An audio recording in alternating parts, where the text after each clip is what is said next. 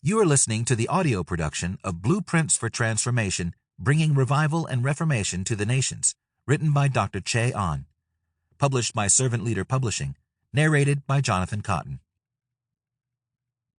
I dedicate this book to my wife and best friend, Ché Ahn, who has had the greatest impact on my life besides Jesus Christ. I love you with all my heart. Thank you for loving me these past 45 years. I also dedicate this book to my 10 grandchildren. May you bring revival and reformation to your generation. Acknowledgements. I want to thank 6 revivalists and reformers who greatly impacted my life and helped shape this book. The late C. Peter Wagner, my friend, mentor, apostle, and spiritual father. Lou Engle, prophet and friend, for his tireless life of prayer for revival and reformation around the world. Cindy Jacobs, my sister, who has given me more significant prophetic words than any others who have impacted my life and ministry. Bill Johnson, a covenant friend, who became my pastor and my apostle when Peter Wagner and Jack Hayford went home to be with Jesus. Winky Pratney, who gave me my theology and love for revival. Larry Tomczak, my first pastor, mentor, and friend. Further thanks. I want to thank the members, pastors, and elders of Harvest Rock Church for releasing me to go on a 3-month sabbatical to write this book, and for being the best church. I want to thank Pastor Rebecca Lee, my personal assistant, who has helped me to redeem my time to do all that God has called me to do. Thanks to Mark Miller, a spiritual son, and my editor. And thanks to all the leaders who gave me an endorsement for this book. You guys are my heroes.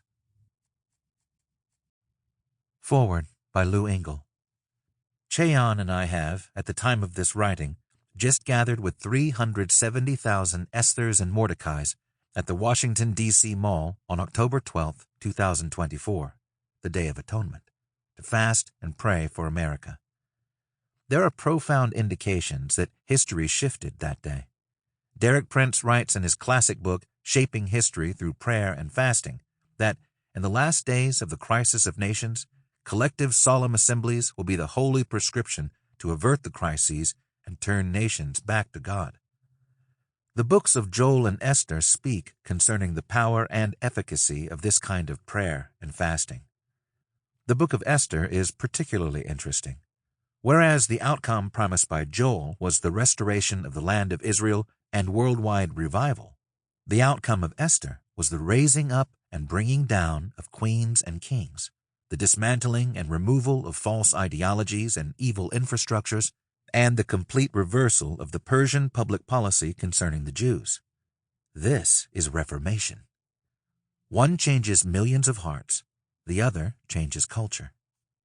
It is my conviction that the ancient demonic spirit of hatred of the Jews, the very spirit possessing the wicked Haman, was broken by the Esther fast. However, the decree of destruction would have still been carried out had Esther not gone public, risked her life, and appeared before the king.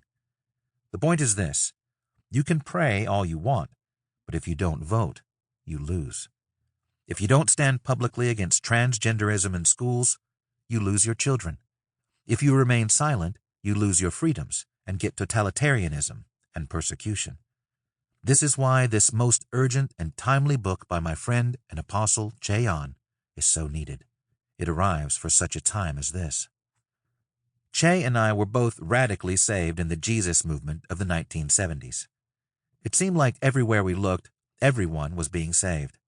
Sadly, a theology of what I call beam me up Scotty from the Star Trek days ran rampant, paralleling the revival.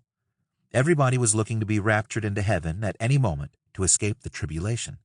The devil was, in our thinking, alive and well on planet Earth, instead of being focused on how great is our God.